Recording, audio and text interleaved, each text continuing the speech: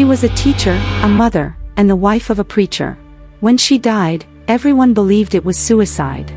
What if the truth was buried with her? Did Kari Baker take her own life, or was someone hiding a deadly secret? Kari Lynn Doolan was the kind of woman who made people feel safe. She was warm, gentle, and full of light. A third-grade teacher in Hewitt, Texas, she loved her students like they were her own. She also loved her 3 daughters, Kenzie, Cassidy, and Grace, with every fiber of her being. In 1991, Kari met Matt Baker at Baylor University. He was studying ministry, preparing to become a Baptist preacher. He was charming, confident, and quick to quote scripture. Kari was drawn to his faith and his energy. Within 3 months, they were married at her parents' home. To their church community, they were the perfect Christian couple. Matt preached at Crossroads Baptist Church. Kari taught Sunday school and elementary school. They were admired, respected, and trusted. But behind the smiles and sermons, cracks were forming. They met in church, married fast, raised a family, but one of them was hiding something dark, and the other would pay the price. Kari was deeply empathetic. After losing her daughter Cassidy to a brain tumor in 1999, she grieved quietly but intensely. She wrote prayers in her Bible, sought counseling, and tried to stay strong for her surviving daughters. Matt, on the other hand, seemed to move on quickly. He rarely spoke about Cassidy. He focused on appearances, his sermons, his reputation, his control. Kari's friends noticed her laughter fading. Her spark dimmed, but she kept going. For her girls. For her faith. Kari once wrote in her Bible, "Lord, protect me from harm. I'm not sure what is going on with Matt." That was 5 days before she died. Safety tip. Grief doesn't always look like tears. Sometimes it's silence, withdrawal, or a smile that doesn't reach the eyes. If someone you love has suffered a deep loss, check in often, and listen closely. Kari Baker was a teacher. She loved words. She taught kids how to write sentences, how to spell, how to express themselves. So when her family read the note that was supposed to be her final goodbye, something felt wrong. The note was typed, not handwritten. It said she missed her daughter Cassidy. It said she loved Matt. It said she was tired, but the words didn't sound like Kari. They were clumsy. Grammar was off. And it praised Matt in a way that felt forced. Kari's mom, Linda Doolan, read it again and again. "This isn't her," she whispered. Kari was careful with her writing. She wouldn't have made those mistakes, and she would have signed her name. Then Linda found something else. Inside Kari's Bible, tucked between the pages, was a note written by hand. Kari had scribbled it just 5 days before she died. It said, "Lord, protect me from harm. I'm not sure what is going on with Matt." That note was real. That note was Kari. Kari's therapist also came forward. She said Kari had been worried. She thought Matt was cheating. She had even asked if he might hurt her. Kari's friends remembered her saying she felt watched. That Matt was controlling. That she didn't feel safe. And then came the phone bill. Kari's parents had added her and Matt to their family plan. After Kari died, they checked the records. Kari's phone was still being used. Not just once, not twice, but over 180 times in the weeks after her death. Someone was calling from her number. Someone was answering. But Kari was gone. Safety tip. Keep your personal devices secure. If something happens to you, your phone, messages, and search history can speak louder than words. Kari's phone should have been silent, but it wasn't. And when her parents found out who had it, everything changed. After Kari Baker's funeral, things moved strangely fast. Matt Baker removed her photos from the house. He gave away her clothes. He told the girls that God had taken their mommy, and hinted they'd have a new one soon. But it wasn't just his cold reaction that raised eyebrows. It was the phone. Kari's parents, Linda and Marvin Doolan, had added Matt and Kari to their family phone plan years before. After Kari's death, they began reviewing the bill out of curiosity. What they found stunned them. Kari's phone was still active. In the weeks following her death, there were over 180 phone calls and text messages made from her number, many of them to one contact. Her name was Vanessa Bowles, a young church member, attractive, sweet-spoken, and often in Matt's orbit. The calls were intimate, late at night, repeated. Matt gave her Kari's phone, and shortly after Kari died, he began dating her. It had only been 2 weeks since the funeral. Kari's parents dug deeper. Vanessa had once babysat their grandchildren.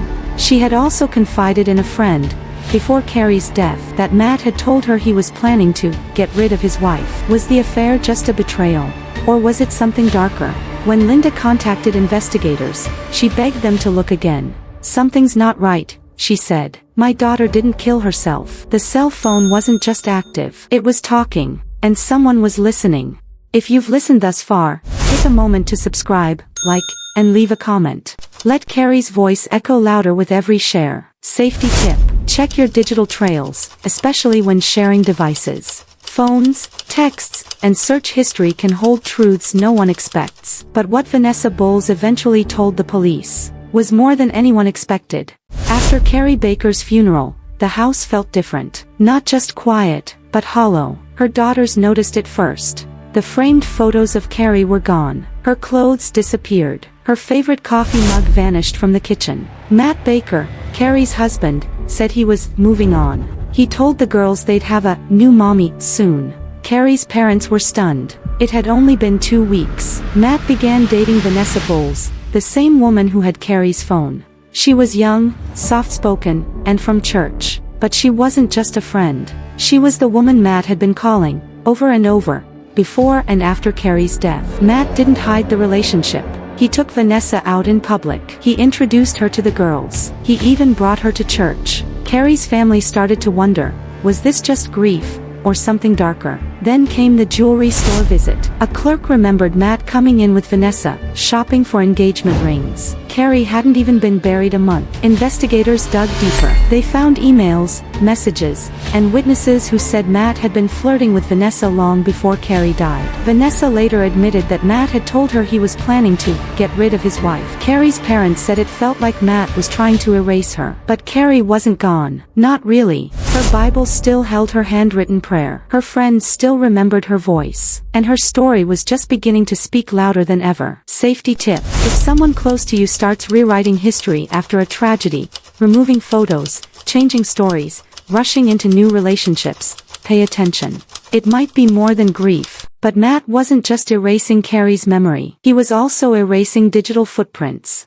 Kari Baker didn't have a prescription for Ambien. She didn't even know what it was. But after her death, investigators found traces of the powerful sleeping pill in her body. That discovery didn't come easily. Kari's body had been embalmed before any autopsy was done. But months later, her family pushed for exhumation. Forensic experts tested her muscle tissue and found Ambien, along with Unisom and alcohol. The question was, where did the Ambien come from? Investigators turned to Matt Baker's digital footprint. He had worked at the Waco Center for Youth, and his office computer was still accessible. What they found was chilling. Matt had searched for phrases like, how to overdose on sleeping pills, and how long does it take to die from Ambien. He had visited offshore pharmacy websites, looking for ways to buy Ambien without a prescription. And he had placed an order, just weeks before Kari died. Kari's therapist later confirmed that she had found crushed pills in Matt's briefcase. She had asked him about them. He brushed it off, but the pieces were coming together. Matt had the motive. He had the mistress. He had the means. And now, he had a digital trail that led straight to Kari's death. Investigators knew they needed more, but they were getting closer. Kari's parents said it felt like the internet was speaking for her, telling the truth she couldn't. But Kari's body wasn't the only thing Matt tried to erase. Safety tip: your search history matters. What you look up, what you delete, what you hide, it can become evidence. Use your devices wisely, and protect your privacy. For nearly 3 years, Vanessa Bowles stayed silent. She was Matt Baker's mistress, the woman he called over 180 times using Kari's phone after her death. She had been given that phone. She had been given Kari's place. At first, Vanessa told police she knew nothing. She denied the affair.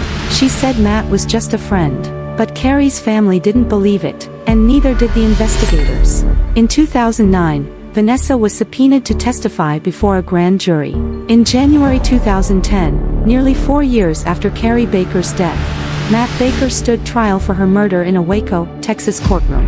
The case had been reopened thanks to relentless pressure from Kari's family and the testimony of Vanessa Bowles, Matt's former mistress. The courtroom was tense. Kari's parents sat quietly, surrounded by supporters wearing buttons that read, "Justice for Kari."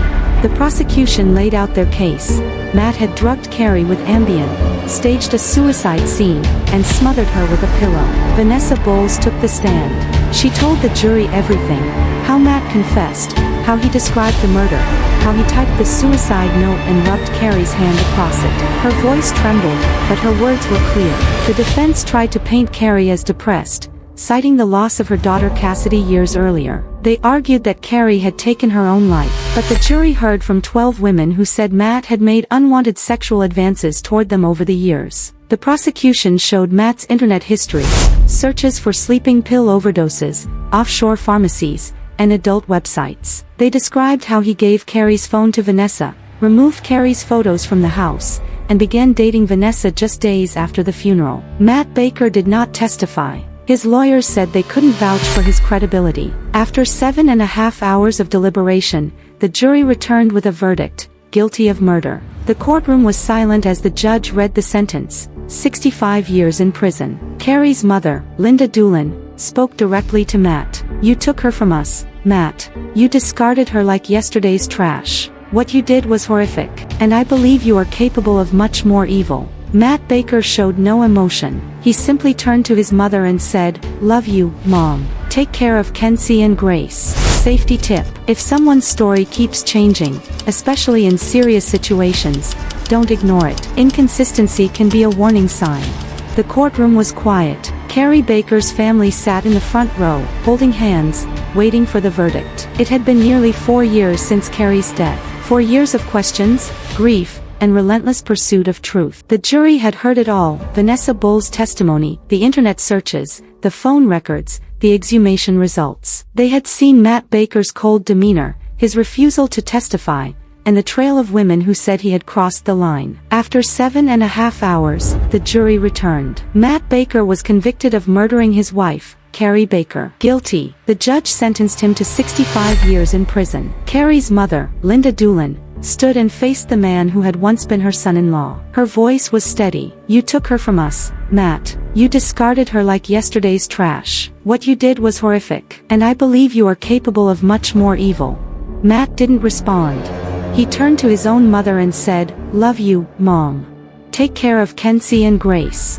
But Kenzie and Grace were already in safe hands. After the trial, Kari's daughters were raised by her family, surrounded by love, protected from the shadows of the past. Kari's story didn't end in that courtroom. It became a book, a documentary, a warning. Her name became a symbol of persistence, of courage, of a family that refused to let her be forgotten. Her Bible still holds her final prayer. Her daughters still carry her strength. And her voice, once silenced, is now heard by thousands. Safety tip: if you suspect foul play, don't wait. Time can erase truth. Speak up, ask questions, and push for answers. Kari Baker's story didn't end in a courtroom. It didn't end with a verdict or a prison sentence. It lives on, in the hearts of her daughters, in the strength of her family, and in the voices of those who refused to let her be forgotten. After Matt Baker's conviction, Kari's daughters, Kenzie and Grace, were raised by her family.